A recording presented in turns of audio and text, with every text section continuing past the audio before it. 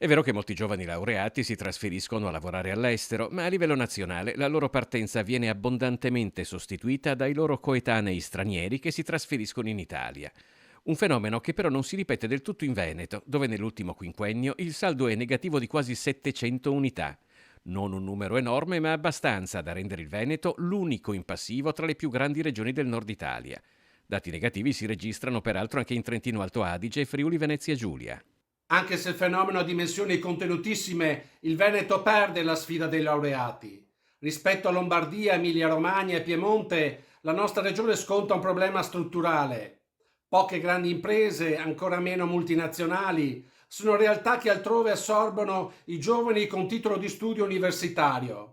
Secondo lo studio della CGIA di Mestre, tra il 2019 e il 2024 si sono trasferiti all'estero 11.316 giovani veneti, ne sono rientrati 3.288 e ne sono arrivati dall'estero altri 7.357 con almeno una laurea triennale. Il saldo è negativo di 671 unità, non una cifra enorme ma comunque un dato negativo. A pesare anche il declino di un sistema bancario e assicurativo che un tempo garantiva lavoro qualificato, ora non più.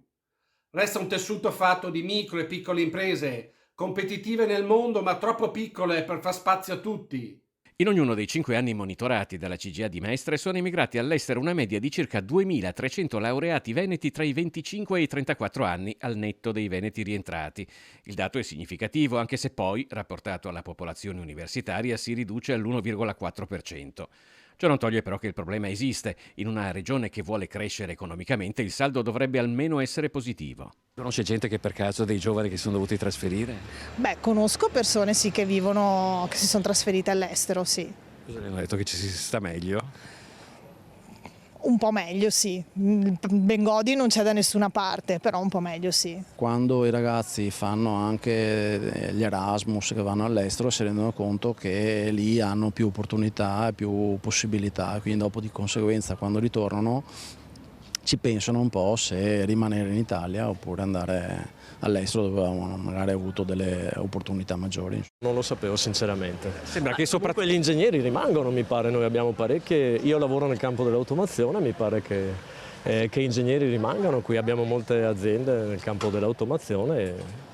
Dicono che generalmente andando all'estero o in altre regioni, diciamo, vi viene più riconosciuta la carriera, le competenze Forse nella seconda diciamo, assunzione, ecco, però in prima assunzione credo che rimangano abbastanza. Almeno questa è la mia sensazione. Lei Poi che ramo lavora? automazione industriale.